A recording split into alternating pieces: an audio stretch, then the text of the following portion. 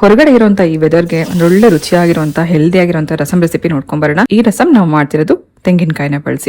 ರುಬ್ಕೊಳ್ಳೋದಕ್ಕೆ mixie ಜಾರಲ್ಲಿ 1 spoon ಜೀರಿಗೆ, 1 spoon ಕಾಳುಮೆಣಸು, 2 ಹಸಿರು ಮೆಣಸಿನಕಾಯಿ, 7-8 ಎಸಳಷ್ಟು ಬೆಳ್ಳುಳ್ಳಿ, ಒಂದು ಸಣ್ಣ ನೆಲ್ಲಿಕಾಯಿ ಗಾತ್ರದಷ್ಟು ಹುಣಸೆ ಹಣ್ಣು, ಹಾಗೆ ಸ್ವಲ್ಪ ಕೊತ್ತಂಬರಿ ಸೊಪ್ಪು, ಇದ್ರ ಜೊತೆಗೆ ಅರ್ಧ ಕಪ್ಪಷ್ಟು ಕಾಯಿ ಅಂದ್ರೆ ಹಸಿ ಕಾಯಿನ ತುರಿದ್ಬಿಟ್ಟು ಹಾಕೋಬೇಕು. ಆನಂತರ 1/4 ಸ್ಪೂನ್ ಅಷ್ಟು ಅರ್ಶಿನ, ಹಾಗೆ ರುಚಿಗೆ ತಕ್ಕಷ್ಟು ಉಪ್ಪು, ಸ್ವಲ್ಪ ನೀರು ಹಾಕಿ ಇದನ್ನ ನುಣ್ಣಗೆ ಗ್ರೈಂಡ್ ಮಾಡ್ಕೋಬೇಕು.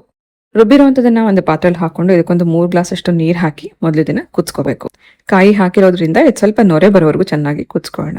ಬಿಸಿ ಬಿಸಿ ಅನ್ನಕ್ಕೆ ಈ ರಸಂ ಹಾಕೊಂಡು ತಿನ್ನಕ್ಕೆ ತುಂಬಾ ಚೆನ್ನಾಗಿರುತ್ತೆ. ಅಷ್ಟೇ ಅಲ್ಲ, ಇದು ಕುಡಿಯೋಕ್ಕೂ ಚೆನ್ನಾಗಿರುತ್ತೆ. ಆದ್ರೆ ರುಬ್ಬುವಾಗ ಚೆನ್ನಾಗಿ ನುಣ್ಣಗೆ ರುಬ್ಕೋಬೇಕು. ಚೆನ್ನಾಗಿ ಇದು ಕುದಿ ಬಂದಿದೆ, ಇದಕ್ಕೆ ಒಗ್ಗರಣೆ ಮಾಡ್ಕೊಳ್ಳೋಣ. ಸ್ವಲ್ಪ ಎಣ್ಣೆನಲ್ಲಿ ಸಾಸಿವೆ, ಇಂಗು, ಒಣಮೆಣಸಿನಕಾಯಿ, ಕರಿಬೇವು, ಬೆಳ್ಳುಳ್ಳಿ ಸ್ವಲ್ಪ ಕೆಂಪಗಾಗೋವರೆಗೂ ಸ್ವಲ್ಪ ಇದು ಒಗ್ಗರಣೆನಲ್ಲಿ ಮಾಡ್ಕೊಂಡ ನಂತರ ಇದನ್ನ ಮೇಲಿಂದ ರಸಂಗೆ ಹಾಕೊಂಡು ಕಟ್ ಮಾಡಿರುವಂಥ ಕೊತ್ತಂಬರಿ ಹಾಕಿದ್ರೆ ಒಂದೊಳ್ಳೆ ರುಚಿಯಾಗಿರುವಂಥ ತೆಂಗಿನಕಾಯಿ ರಸಂ ರೆಡಿ ಆಯಿತು. ಬಿಸಿ ಬಿಸಿ ಅನ್ನಕ್ಕೆ ಈ ರಸಂ ಹಾಕೊಂಡು ತಿಂತಾ ಇದ್ರೆ ಅದೆಷ್ಟು ರುಚಿಯಾಗಿರುತ್ತೆ.